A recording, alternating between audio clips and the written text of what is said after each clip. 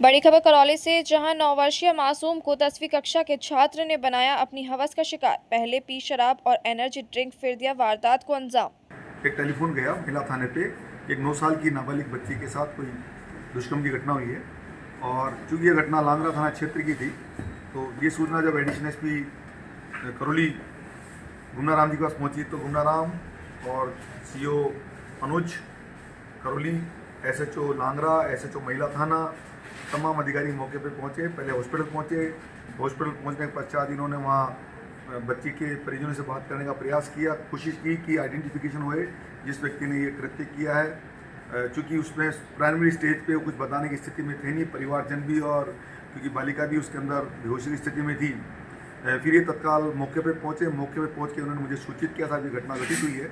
तो सबसे पहले मैं भी फिर हॉस्पिटल पहुँचा। हॉस्पिटल पहुँचने पर हमने 3 टीमें गठित की। एक टीम हमने हरिराम मीणा जी के नेतृत्व में गठित की, जो हॉस्पिटल में परिजनों से बातचीत करेगा और उस संदिग्ध का नाम की पहचान उजागर करेंगे।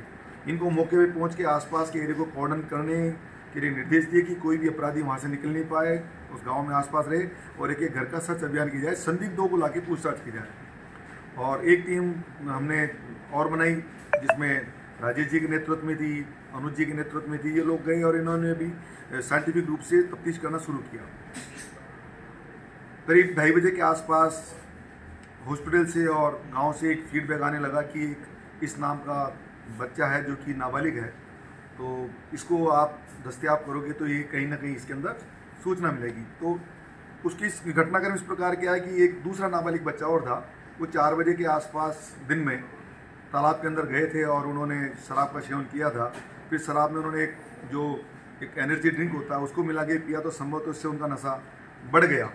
तो नशा बढ़ने के पश्चात जब दोनों बच्चे अंदर गांव में घुसे, तो एक बच्चा तो चले गया अपने गांव, अब दोनों बच्चे अपने घर की ओर जाने लगे। तो जो दूसरा बच्चा है जिसने अपराध कारित किया है, इसको लड़की मिली, नाबालिग बच्ची थी। ये अपने घर से अपनी नानी को, जो अपनी इसकी माँ की बुआ की जेठानी की बुआ है, उसको सब्जी देने जा रही थी। तो अंधेरे का मौका पाकर उसने उसके साथ दुष्कर्म किया, घटना घटित करी।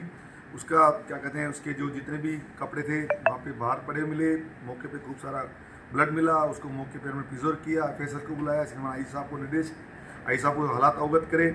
और चूँकि 2:30-3 बजे के आसपास वो नाम उजागर हुआ, तो जो दूसरे बच्चे को हमने रात के अंदर हमें मिल गया, वो क्योंकि जिसने घटना करी थी वो तो हमें मिला नहीं। उसने फिर पूरा घटना के बारे में ये बताया, ऐसे ऐसे करके हुआ। मैं तो वहाँ से चले गया था और वो उस तरफ दिशा में वो गया था। क्योंकि दिशा में गया था तो हमने शक उस पर बढ़ गया।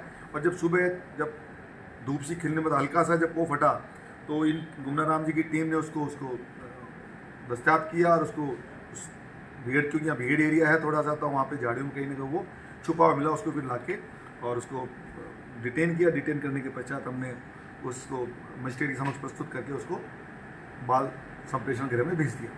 ये घटना।